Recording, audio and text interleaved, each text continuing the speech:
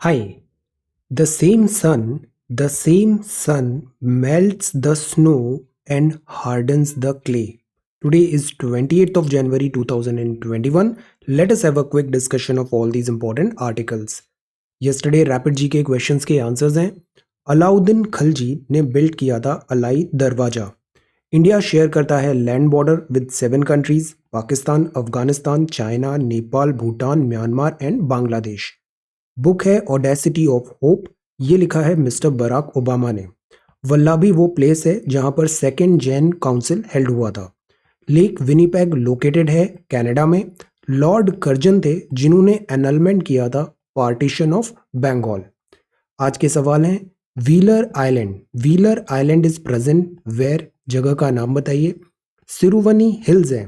सिरुवनी hills which has been identified as butterfly super hotspot, ये किस राज्य में स्थित है। पार्टिसिपेंट कंट्रीज कौन सी थी इस बार Malabar exercise this year. Nord Stream 2 pipeline, ये काफी ज्यादा न्यूज में चल रहा है। It passes through which C.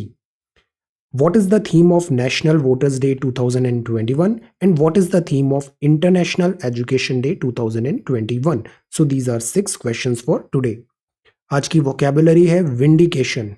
Vindication का मतलब है the action of clearing someone of blame या suspicion.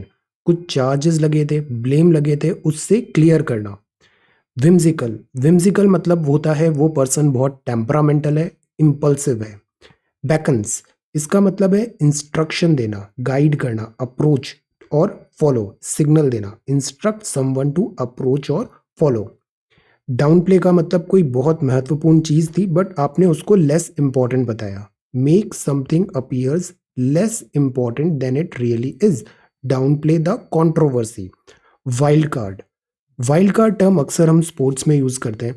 स्पोर्ट्स में जो टूर्नामेंट्स होते हैं ना उसमें क्वालिफाई करना पड़ता है, रैंकिंग्स होती है, बट कुछ ऐसे प्लेयर्स होते हैं जिनको मेन ड्रॉ में इंक्लूड किया जाता है बजाय अंडरगोइंग दिस क्वालिफाइंग और दिस रैंकिंग। तो those are called wild card entries. जैसे ग्रैंड स्लैम में हम देखते हैं wild card entries. So these are some vocabulary words. If you come across any other important word, write down that word along with its meaning in the comment section down below. आज के topics हैं cinemas allowed to seat more people. हम बात करेंगे disaster management act 2005 की। A wrong turn, this is about farmers protest. Troubling trends, Oxfam law, inequality is on rise. Revise the text of budget speech, budget आने वाला है, इसमें कुछ budget related बातें हैं। Keep the wheels of economic recovery turning, यहाँ हम देखेंगे इकोनॉमिक रिकवरी में आरबीआई एंड गवर्नमेंट दोनों का इंपॉर्टेंट रोल है, फिस्कल पॉलिसी भी और मॉनेटरी पॉलिसी भी।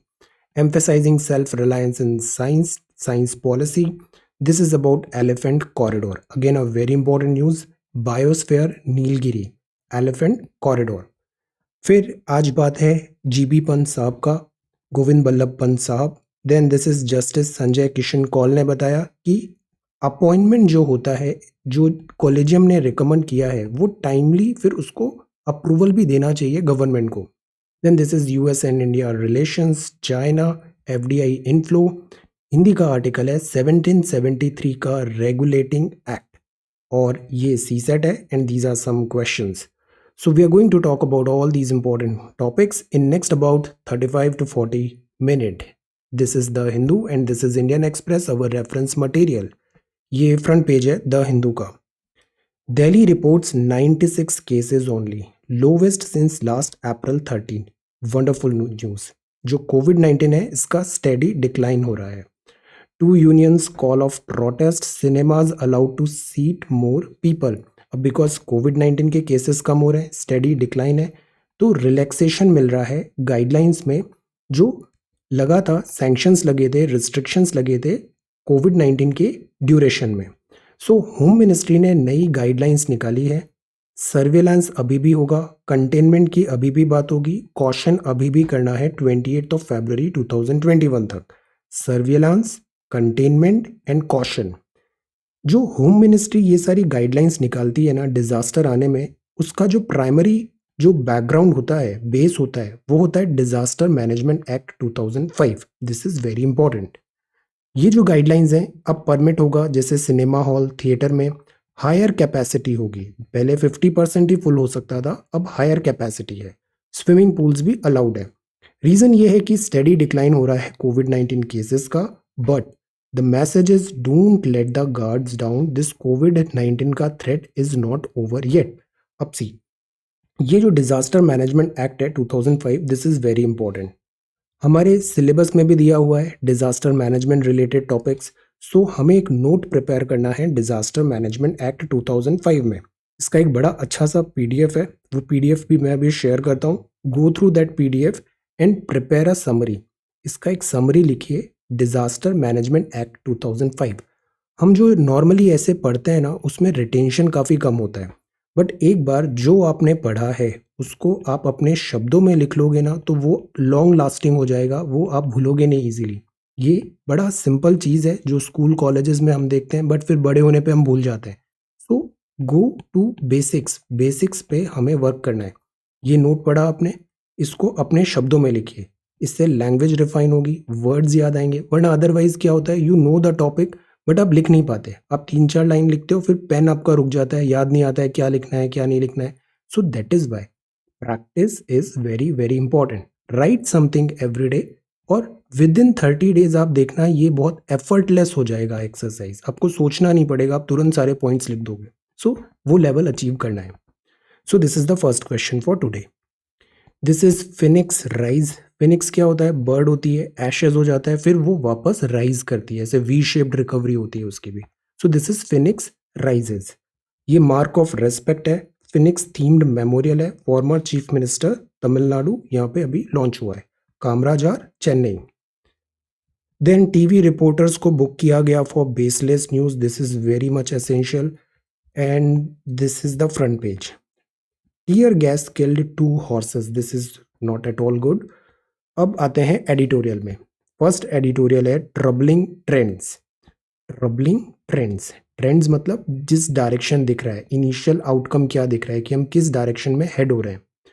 अ रॉन्ग टर्न, अ रॉन्ग टर्न, ये पहला एडिटोरियल है, पहले से देखते हैं। अ wrong turn, farmers must suspend अजिटेशन and return to talks without their maximalist approach. ये जो वायलेंस हुआ, जो केओस हुआ, this is not at all good. Anatomy of protest हमने देखा था, अभी कुछ दिन पहले ही हमने स्प्रिंग अरब रिवॉल्यूशन के बारे में देखा था। देन डिफरेंट प्रोटेस्ट कल्चर भी देखे थे। There is a certain theme, एक सर्टेन अंडर करेंट होता है, एक सर्टेन डायरेक्शन होता है।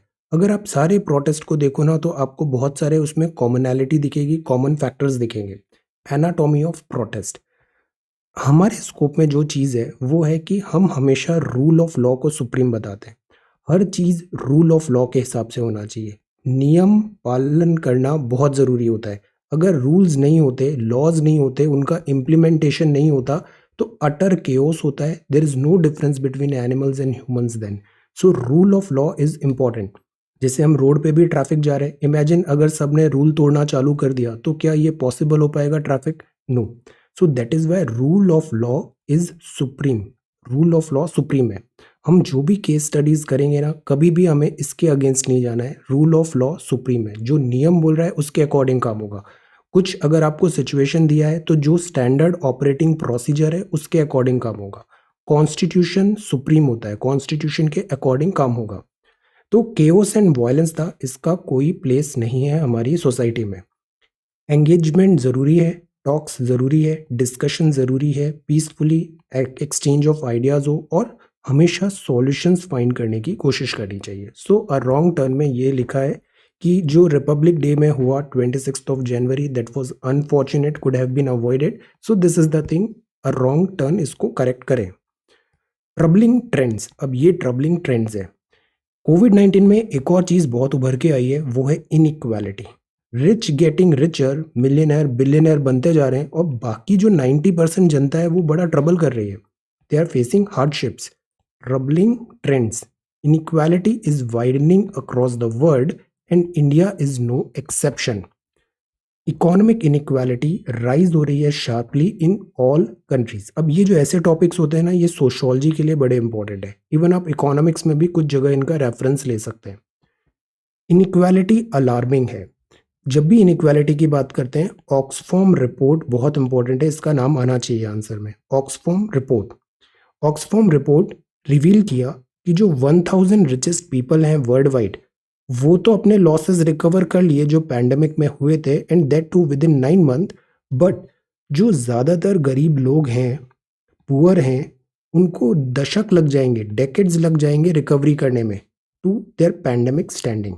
सो जब भी डिजास्टर्स आते हैं, हमने एक और कॉमनैलिटी देखा है, एक अंडर करेंट देखा है कि वर्स्ट सफर कौन होता है? पुअर। वर्स्ट सफर होता है like women and disadvantage section of society होते हैं, इन पे इम्पैक्ट ज़्यादा पड़ता है। इकोनॉमिक जॉब लॉसेस में भी हमने देखा वुमेन के जॉब लॉसेस ज़्यादा हुए, मेन के जॉब लॉसेस रिकवर हो गए, ज़्यादा हार्डशिप्स नहीं आई। So this is the thing, this tells inequality.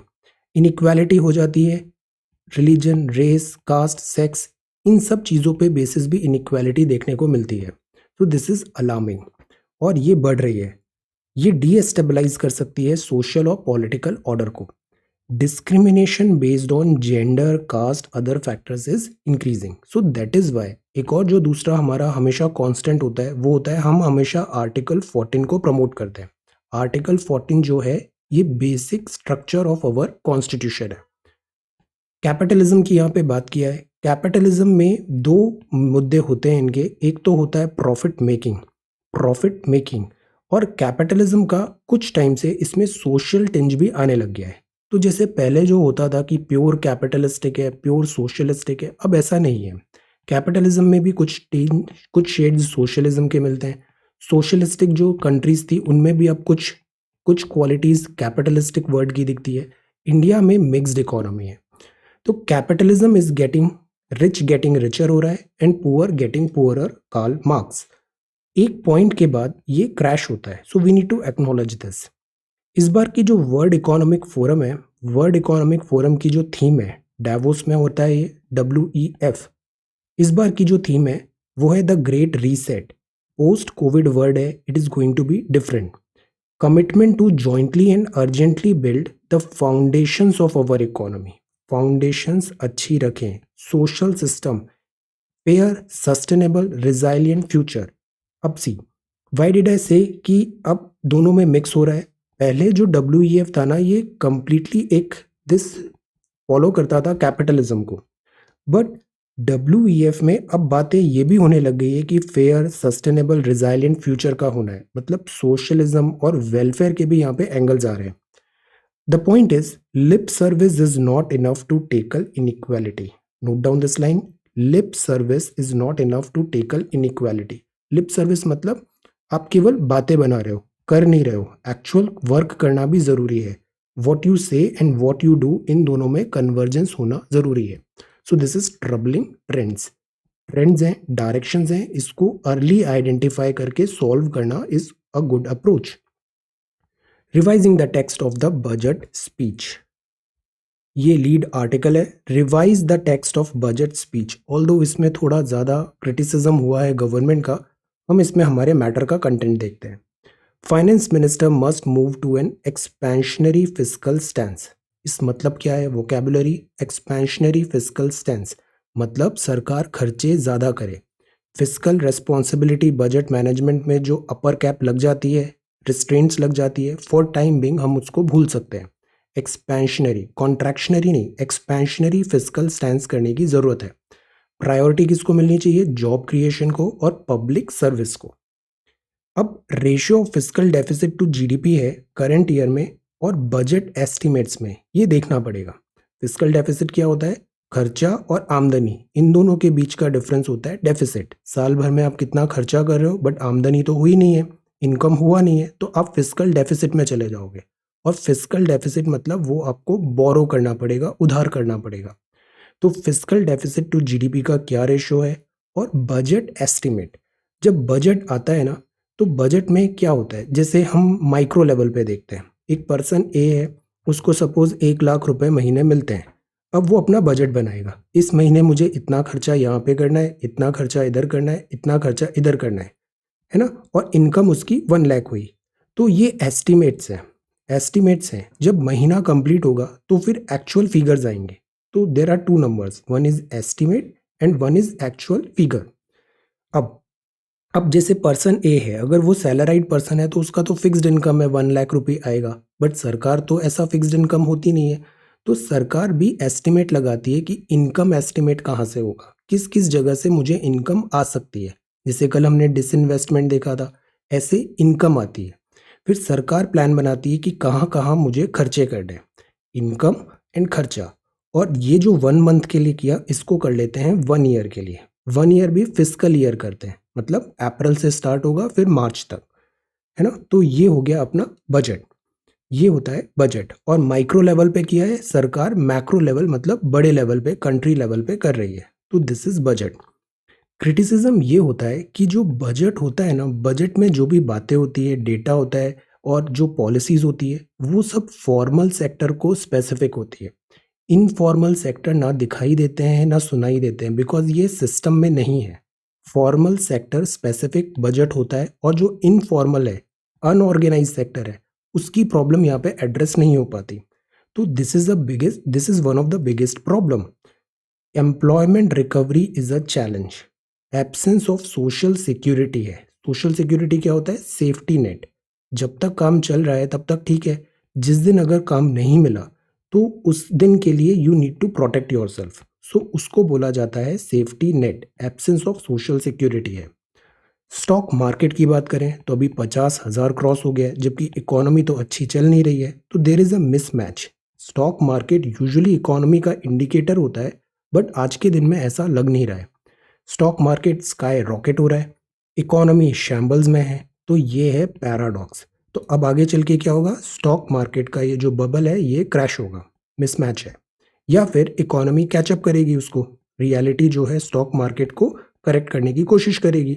सो ऐसी चीज़ें हो सकती है। बट आज की डेट में there is a mismatch. Now कोविड-19 हुआ, लॉकडाउन हुआ, तो डिस्ट्रक्शन हो रहा है लाइवलीहुड का। इंक्रीज है material distress, poverty and hunger. Income जो प्रोजेक्शन है, अब सरकार भी एक नॉर्मल पर्सन की तरह ही होती है। हमारी टेंडेंसी क्या होती है? हम ओवर ऑप्टिमिस्टिक हो जाते हैं कि यहाँ से भी पैसा आएगा, इधर भी आएगा, इधर भी आएगा, ऐसे खूब सारा पैसा आएगा। बट वो आता है? नहीं आता है। तो सरकार का भी जो इनकम प्रोजेक्शन है वो ओवर जीलस होता है। खर्चे हम सोचते हैं कि हम केवल इतने 100 रुपए में अपना काम चला लेंगे, बट खर्चे हमेशा हम ज़्यादा कर जाते हैं। तो एक्सपेंडिचर और प्रोजेक्शन भी ओवरशूट हो जाता है। तो फिजिकल डेफिसिट के टारगेट होते हैं, इसमें अक्सर पुअर मार्क्समैनशिप देखी जाती है। एक सब्सिडी का कल्चर हमारे यहाँ चलता है, सब्सिडी देते हैं। जैसे इलेक्ट्रिसिटी में सब्सिडी है, फूड में सब्सिडी है, एग्रीकल्चर में सब्सिडी है। तो इससे ड्रेन होता है, ये बर्डन आ जाता है टैक्स पेयर्स पे। पॉपुलिस्ट मेजर किए जाते हैं, कई बार हम लोन माफ़ी हो जाता है, इस टाइप की पॉलिसीज़ होती है। तो पॉपुलिस्ट मेजर भी एक बर्डन हो जाता है बजट पे। स्टेट्स को फंड डिवॉल्यूशन नहीं मिल पाता, पार्लियामेंट डिस्कशन कई बार प्रॉपर नहीं हो पाता है। So these things we should know. सरकार को यहाँ पे काम करना चाहिए कि बजट में ये जो प्रॉब्लम्स हैं, चैलेंजेस हैं, इनको एड्रेस करें। हम मूव करें एक्सपेंशनरी फिजिकल स्टैंस में। बिकॉज अगर सरकार 100 रुपये खर्च करती है ना किसी भी पॉलिसी में, प्रोजेक्ट में, जैसे कल NIAF देखा था, तो वो मल्टीप्लाइंग इफेक्ट आता है। सरकार अगर 100 रुपये खर्च कर रही है तो वो इट इज़ इक्वल टू 1,000 रुपी, वो मल्टीप्लाई हो जाता है इकोनॉमी में, बूस्ट मिलता है इकोनॉमी को। तो एक्सपेंशनरी फिजिकल स्टैंस लें और प्रायोरिटाइज करें employment generation in public service provision. अब पैसे तो आपके पास 100 रुपये ही हैं, अब ये आप पे है कि आप इस 100 रुपये को कैसे खर्च करोगे। आप एक स्टूडेंट हो, आपके पास टाइम लिमिटेड है ना। जितना टाइम है उतना सबको उतना ही टाइम मिला है। अब इट्स अप टू यू कि आप इस टाइम का यूटिलाइज कर रहे हो या फिर आप इसको कंप्लीटली वेस्ट कर रहे हो। तो this is up to you. तो सिमिलरली बजट में भी कुछ ऐसे ही होता है। यहाँ जो करेंसी है that is money. Keep the wheels of economic recovery turning. अब ये जो आर्टिकल है this is again about economics. अभी अगले 5-7 दिन तक सब इकोनॉमी चलेगा। Fiscal stimulus needs to continue in financial year 2021-22, speed up India's economic healing.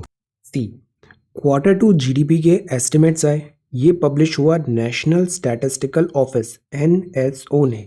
NSO आता है ministry of statistics and programme implementation के अंदर, MOSPI। नवंबर 27 और इसने सजेस्ट किया economic recovery in India. Recovery भी वी शेप्ड होती है, के शेप्ड होती है। Ministry of finance monthly economic review करके एक बुक निकालता है। वी शेप्ड रिकवरी की बात किया। वी शेप्ड रिकवरी मतलब गिरे तो हैं बट तुरंत खड़े भी हो जाएंगे, ऐसे राइज होगा।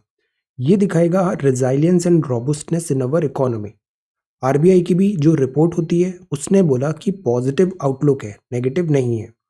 अब सी, दो टाइप की पॉलिसीज होती है, एक होती है मॉनेटरी पॉलिसी और एक होती है फिस्कल पॉलिसी। फिस्कल पॉलिसी होती है वो बाय गवर्नमेंट होती है, monetary policy is by RBI. अगर पूरे पैंडमिक के ड्यूरेशन में अगर आरबीआई का रोल देखें, आरबीआई बहुत सारे हैट्स डॉन करता है, मल्टीपल रोल्स प्ले करता है। आरबीआई का रोल एग्जाम्पलरी रहा है। आरबीआई ने मॉनेटरी पॉलिसी बहुत अच्छे से कैलिब्रेट किया और उसको अकोमोडेटिव रखा।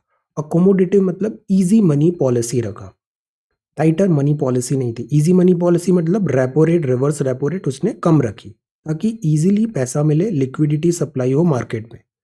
Targeted long term repo operations भी किए ताकि लिक्विडिटी इन्फ्यूजन आए मार्केट में। इमरजेंसी क्रेडिट लाइन स्कीम भी दिया, क्रेडिट, बिकॉज जब बिजनेस बंद होता है, लॉकडाउन होता है, तो क्रेडिट का एक बहुत बड़ा इशू आता है। सर्कुलेशन ऑफ मनी को ही हम इकोनॉमी बोलते हैं, तो this credit availability is important. तो आरबीआई ने अकोमोडेटिव पॉलिसी रखा, targeted long term repo operations किए, इमरजेंसी क्रेडिट लाइन स्कीम दिया। होल जो रीजन था वो था लिक्विडिटी इन्फ्यूजन, साथ ही साथ ऑपरेशन ट्विस्ट भी था। इसमें क्या किया, जो डेट मैच्योरिटी स्ट्रक्चर है तो साइमल्टेनियसली बेचा और खरीदा। Buying of long term bonds and selling of short term bonds, open market operations में। बॉन्ड्स क्या होता है, गवर्नमेंट इशू करती है मार्केट से पैसा उठाने के लिए या फिर लिक्विडिटी मैनेज दिस सेल करने के लिए, तो ये बॉन्ड्स होते हैं। साइमल्टेनियसली आरबीआई ने लॉन्ग टर्म शॉर्ट टर्म, यहाँ पे लॉन्ग टर्म बाय किया और selling of short term bond किया, सो दैट जो लिक्विडिटी मिसमैच हो रहा है वो ऐसे फ्लैटन हो और ऑपरेशन ट्विस्ट हुआ हो। The whole idea is liquidity infusion रखें मार्केट में। गवर्नमेंट को अब काम है अपने फ्रंट पे एक्ट करना, बिकॉज हमने देखा मॉनेटरी पॉलिसी भी वर्क होनी चाहिए और फिस्कल पॉलिसी भी, दोनों का बैलेंस होना चाहिए। So we argue for fiscal stimulus is not based on business cycle argument to trigger animal spirit. Animal spirit अक्सर वर्ड यूज करते हैं। एनिमल क्या होता है, एकदम बुलिश होके रन करता है। तो मार्केट में हम एनिमल स्पिरिट चाहते हैं, मतलब ज्यादा रिस्क हो, ज्यादा वो एक्टिव हो, इन्वॉल्व हो, तो that is animal spirit. But from the perspective of much needed targeted state intervention in public health, education, agriculture, physical infra, तो ये कहना चाह रहे हैं कि सरकार का जो फ्रंट है, आरबीआई ने काम किया, सरकार का जो फ्रंट है गवर्नमेंट का, वो केवल लिक्विडिटी प्रोवाइड कराना ही नहीं होना चाहिए। सरकार को बहुत ज़्यादा वेलफेयर रिलेटेड जो वर्क है उसमें भी पैसा डाल सकती है, जैसे पब्लिक हेल्थ हुआ, education, agriculture, physical infrastructure. Government in सब चीज़ों में एक्सपेंडिचर बढ़ाए, ये गवर्नमेंट का पॉलिसी सपोर्ट होगा। फॉर एग्जांपल कोई फिजिकल इंफ्रास्ट्रक्चर बनता है, हम जैसे western, eastern western dedicated freight corridor देख रहे हैं, तो यहाँ अगर सरकार पैसे लगाती है तो उससे एम्प्लॉयमेंट जनरेट होगा, सप्लीमेंट्री इनकम आएगी, it trickles down in society, so this is required. ये एड्रेस करेगा वाइडनिंग इनइक्वालिटी को in the time of novel corona virus pandemic. So again these two are very important lines. RBI ने ये steps लिए और government को भी इधर ज़्यादा खर्चा करने की ज़रूरत है और ये दिखना चाहिए बजट में। प्राइवेट सेक्टर का पार्टिसिपेशन अभी तक अच्छा रहा नहीं था, जो बढ़ाने की ज़रूरत है। क्राउडिंग आउट का एक प्रिंसिपल होता है। क्राउडिंग आउट ये होता है कि सरकार ही बहुत ज़्यादा खर्चा कर रही है, प्रेजेंट हो गई है, सरकार ने सारी जगह अपनी प्रेजेंस बना ली है, तो प्राइवेट सेक्टर को वहाँ पे जगह नहीं मिलती, वो क्राउडिंग आउट का सिम्टम्स दिखने लग जाते हैं, वो बाहर हो जाते हैं इस सिस्टम से। तो हमें क्राउडिंग आउट भी नहीं करना है, at the same time balance बनाना है कि government is also there, at the same time private sector is also there. Too much of government में नो प्राइवेट सेक्टर होता है, इसको क्राउडिंग आउट बोलते हैं, इसको अवॉइड करना है।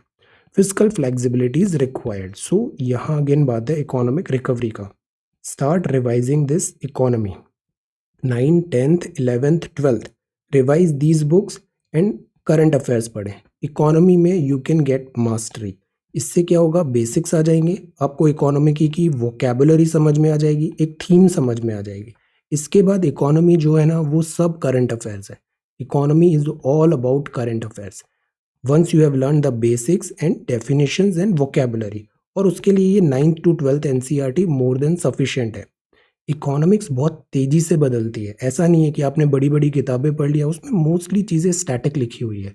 Economy changes over the night, so that is Y learn the basics, और उसके बाद it's all about current affair, newspaper. Wonderful strategy. Okay. Emphasizing self reliance in science. अब यहाँ पे लिखा है self reliance in science. Science is important.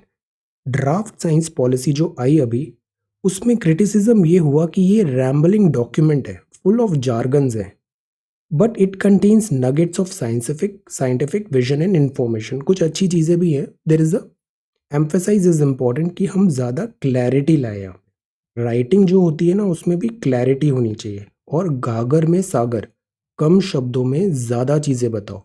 कुछ लोगों की हैबिट होती है, वो बहुत ज़्यादा वर्बोज होते हैं. जो बात, जो चीज़ आप 2 सेंटेंस में लिख सकते हो, उसके लिए वो पैराग्राफ्स लिख देते हैं. Not required. इससे टाइम भी जाएगा, पढ़ने में भी डिफिकल्टी होगी. You will not get good marks, because word limit है और टाइम लिमिट भी है. अगर आप ज़रूरत से ज़्यादा लिखोगे तो आप सारे क्वेश्चन अटेम्प्ट नहीं कर पाओगे. So try to be precise. To the point लिखे हैं हम. टू द पॉइंट, जो पूछा है सीधा उसका आंसर दे रहे हैं. अब सी, March 4, 1958 साइंस पॉलिसी. यहाँ लिखा था साइंस ने प्रोवाइड करना है नए टूल्स, थॉट्स, जो एक्सटेंड करें मेंटल होराइजन, हमारी सोच को बढ़ाएं.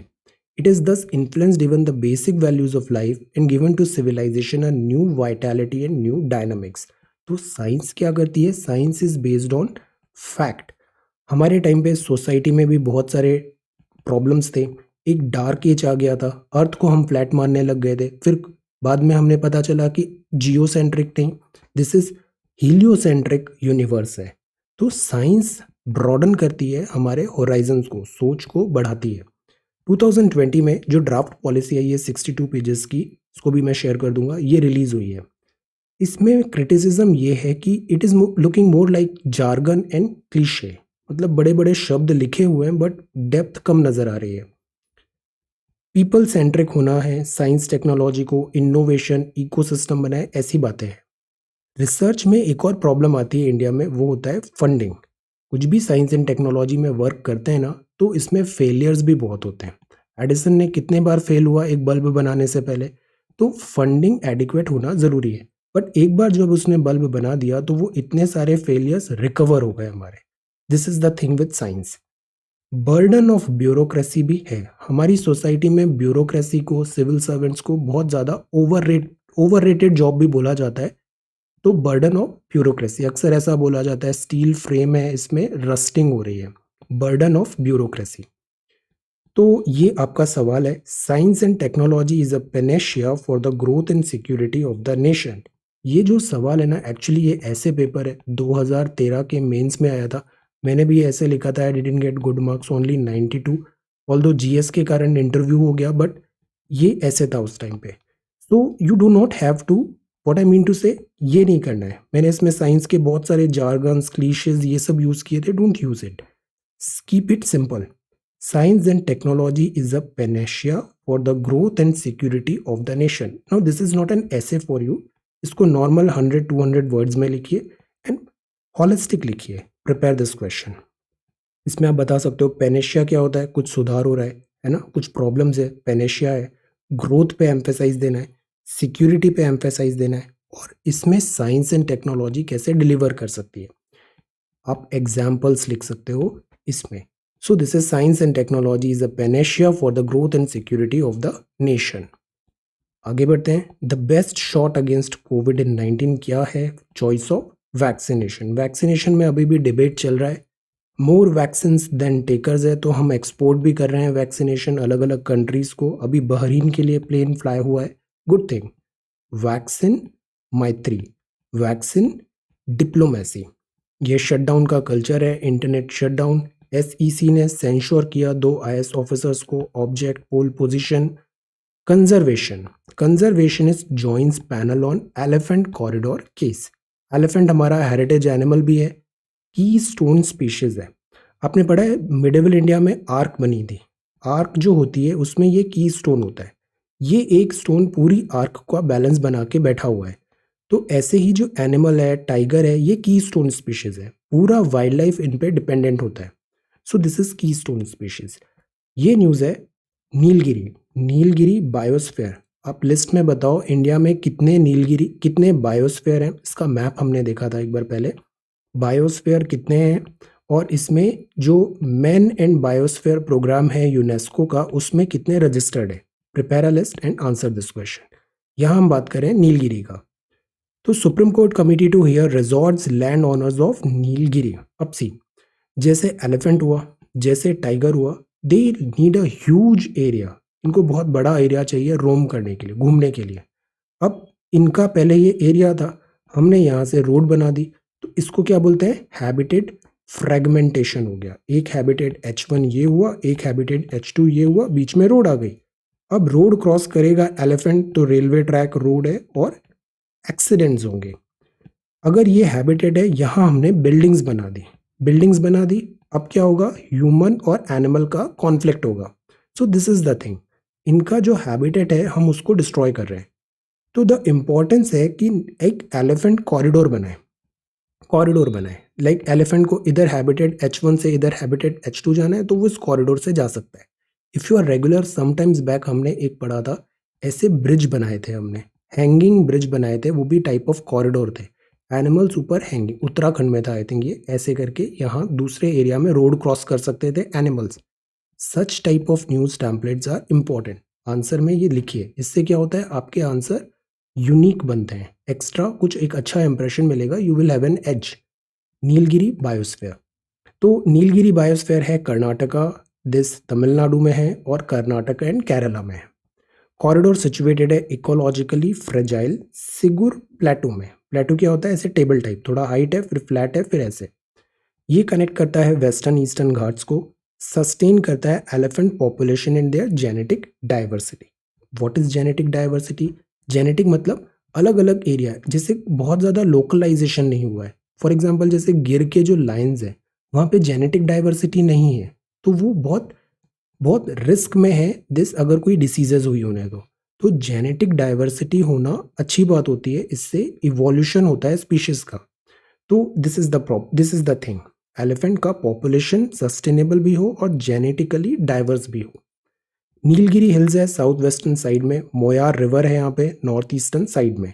एलिफेंट क्रॉस करते हैं प्लेटू in search of food and water. एक टाइगर रिजर्व है जो कनेक्ट करता है ईस्टर्न और वेस्टर्न घाट्स को। प्रीलिम्स का सवाल है, answer this question. You are preparing for 2021 prelims, so do one thing. एक तो 2011 से 2019 तक ऑफिशियल आंसर की से हमने पेपर सॉल्व किए हैं ना प्रीवियस ईयर के, उनको एक बार just go through it once, सवाल देखिए कैसे होते हैं। सेकंड, हमने फिर 2020 प्रीलिम्स के पहले 50 डेज तक डेली 25 एमसीक्यूज इन 25 मिनट्स किया था, वो प्लेलिस्ट भी बहुत अच्छी है, गो थ्रू इट वंस, रोज एक वीडियो देख के उसको रिवाइज कर लीजिए। इस बार भी हम कुछ ऐसा करेंगे, bigger and better, but for now have this revision. अब ये प्रोजेक्ट एलिफेंट आया 1992 में, हेरिटेज एनिमल है एलिफेंट, तो यहाँ बात है एलिफेंट कॉरिडोर को प्रोटेक्ट करना जरूरी है, Nilgiri biosphere, jumbo hub. Then this is about village celebrate कर रहा है its newborn daughter, very good. Sweets distribute हुआ, लैम्प्स लिट किया, when girls are born in Telangana Haridaspur village, women important. National girl child भी अभी हमने सेलिब्रेट किया था। दिस इज ग्लोबल चैलेंज है टू डिलीवर वैक्सीनेशन को कैसे डिलीवर करेंगे, ऑल्दो जिस तरीके से हमको डायरेक्शन दिख रही है, कैपेसिटी बढ़ रहा है, we would be able to do this, deliver vaccination. Covaxin effective है against UK virus variant, study ने कहा। This is the primary reason कि हम कुछ टॉपिक्स में बहुत ज़्यादा ड्वेल नहीं करते हैं, उनकी क्लियरली शेल्फ लाइफ नहीं है।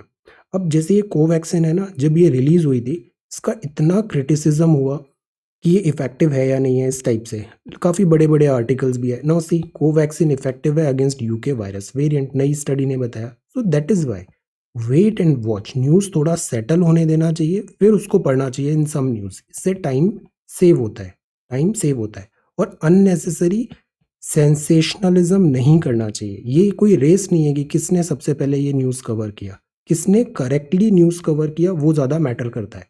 सो दिस इज कोवैक्सीन। ये प्रोटेक्शन तांडव team supreme court timeline on appointment, ये बात है। एनजेएसी एक आया था, जुडिशियल अपॉइंटमेंट कमीशन, सरकार का 99th अमेंडमेंट था ये, कॉन्स्टिट्यूशनल अमेंडमेंट। इसमें बात था कि जो सुप्रीम कोर्ट के जजेस हैं, अपॉइंटमेंट्स हैं, इनको कैसे हम अपॉइंटमेंट करें। इसमें एग्जीक्यूटिव का भी एक से होना चाहिए, बट जुडिशरी ने बोला कि इससे तो सेपरेशन ऑफ पावर नहीं होगा, एग्जीक्यूटिव इंटरवीन करने लग जाएंगे जुडिशरी के अपॉइंटमेंट में। तो जुडिशरी ने एनजेएसी को अल्ट्रा वायर बोला, अगेंस्ट कॉन्स्टिट्यूशन है, और ये कह के क्वाश कर दिया। तो वो 99 पे आउट हो गया, एनजेएसी इज गॉन। तो वापस पुराने मॉडल पे आ गए कि जुडिशरी क्या करेगा, कोलेजियम होगा इनका। फर्स्ट जज केस, सेकंड जज केस, थर्ड जज केस में ये सेटल हो गया था कि ये कोलेजियम होगा।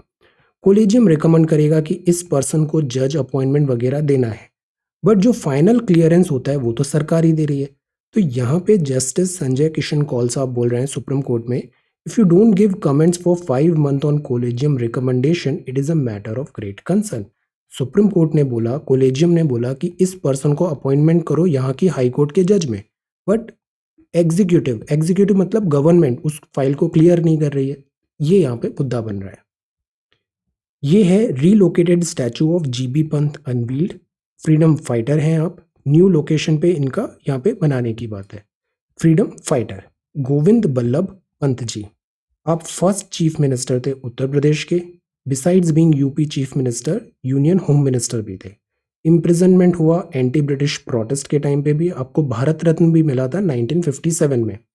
बॉर्न September 10, 1987 में, freedom fighter and politician, leading light of movement that established Hindi as the official language. So this is 1887 to 1961 GB Pant साहब।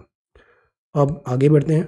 दिस इज अबाउट यूएस कीन है on boosting ties. Now see, हमने बैका वगैरह करके foundational agreement sign किए थे US से। US में अब ट्रम्प चले गए, बाइडेन आ गए, बट पॉलिसी वैसी ही चल रही है। This is a lesson. International relations में आप देखना, यूएसए नहीं, इंडिया में भी फॉरेन पॉलिसी में कुछ बहुत ज़्यादा चेंजेस नहीं होता है, उसका डायरेक्शन सेम ही होता है। US keen on boosting ties, ये लॉयड ऑस्टिन ने कहा, general Lloyd Austin. Biden administration see India's importance in the Indo Pacific ocean. अब इंडिया भी अब काफ़ी बेटर पोजीशन पे है, स्ट्रॉन्ग कंट्री है, तो ऑब्वियसली इंडिया को इग्नोर नहीं किया जा सकता। तो दिस इज यूएस पॉलिसी। इसमें भी अभी और डिटेल्स आएंगे, लेट्स वेट एंड वॉच। ये है Blinken gets to work stress on US alliances. Before that, this is nature on a concrete wall. A.R. Rahman bets for indie musician, acting in a nutshell, in the season of calm, the ADB city, Bigg Boss से इन्होंने सीखा self discipline, wonderful. Then this is about most GOP senator oppose Trump trial. Trump का trial अभी Republicans, मुश्किल है Trump का trial, impeachment होगा भी या नहीं होगा। Chinese media takes aim at India over कोविड-19 वैक्सीनेशन। चाइना थोड़ा परेशान हो गया बिकॉज वैक्सीन डिप्लोमेसी में हमने चेक एंड मेट कर दिया चाइना को। Beijing had said there is no malign competition, but see India is doing well, vaccination में इंडिया का काफ़ी अच्छा परफॉर्मेंस है। ये ब्लिंकन है, gets to work stresses on US alliances. ये सेक्रेटरी ऑफ स्टेट बने हैं, सेक्रेटरी ऑफ स्टेट, एम्फेसाइज करेंगे security and prosperity for a free and open Indo Pacific, SOS, secretary of state Antony Blinken, US. Iran ने बोला Israel is waging a psychological war. Iran और Israel की बिल्कुल भी नहीं बनती है। Israel army keeps offensive option open. US ने इशू किया डोमेस्टिक टेरर अलर्ट। रशिया में भी प्रॉब्लम चल रहा है। West Asia meets as US reset Palestinian ties. Trump ने रिकॉग्नाइज करना कम कर दिया था फलस्तीन को, बाइडेन ने फिर से यहाँ पे टाइज रीसेट करने की कोशिश है अभी। फलस्तीन से Abraham accord is also important. और ये फ्रैंकफर्ट है and this is Russia. Sensex fall हुआ 1.9%। फॉरेन इंस्टीट्यूशनल इन्वेस्टर्स आई एग्जिट। ये जो FII है ना, इन पे भरोसा नहीं किया जा सकता। ये होते हैं हॉट मनी, तुरंत आते हैं तुरंत चले भी जाते हैं। FII आई exit. So that is why जो सेंसेक्स का बबल है वो थोड़ा पॉप हुआ है। Banking stocks RIL led losses. Investor turn wary ahead of budget on February 1। Budget अब डिटरमाइन करेगा आगे क्या डायरेक्शन होती है सेंसेक्स का, but Sensex subject to market risk. TikTok के owners cutting India staff after ban. TikTok को हमने बैन कर दिया है। China slams app ban urges India to correct discriminatory measure ऐसा चाइना बोल रहा है, बट इंडिया के अपने खुद के रीजंस हैं, सिक्योरिटी एंड कंसर्न है, दैट इज़ वाई टिकटॉक और कुछ ऐप्स थे, पबजी टाइप ऐप्स बैन हो गए थे। Then this is HUL, Hindustan Unilever, high debt burden है, could hamper India's ability to provide stimulus. Now see, stimulus हमें देना है बट डेट ऑलरेडी इतना ज़्यादा है, तो दैट इज़ वाई हम हमेशा क्या सिखाया जाता है, उधार एक हद के बाद is not good. High debt burden could hamper India's ability to provide stimulus, job loss, income shock. अभी ज़रूरत है हम ज़्यादा पैसा प्रोवाइड करें बट हमारी जेब वैसे ही टाइट है, हाई डेट बर्डन है यहाँ पे, this is the thing. Then this is centre ने रिलीज किया for RLB FDI inflow, this is increasing 58.37 billion था अप्रैल नवंबर 20 में, गुड थिंग। FDI को हम प्रेफर करते हैं FII के ऊपर, बिकॉज FDI क्या होता है, स्टेबल होता है। आप और 2-3 डिफरेंसेस बताओ FDI के और FII के बीच में डिफरेंसेस, 3 डिफरेंसेस बताइए, at least 3 differences between FDI and FII। Then Amit Khatri ने रीराइट किया 10 किलोमीटर रेस वॉक में ट्रायम्फ जंपर विन, इंग्लैंड में आ गया है, इंग्लैंड टीम आई है, IPL ऑक्शन स्टार्ट, गांगुली तबीयत फिर ठीक नहीं लग रही है, hospitalised again. Then this is Kohli and Rohit number 1 and 2, Sidhu and Srikanth lose their openers, and this is Man City, Ankita keeping her fingers crossed, Australia Open men draw.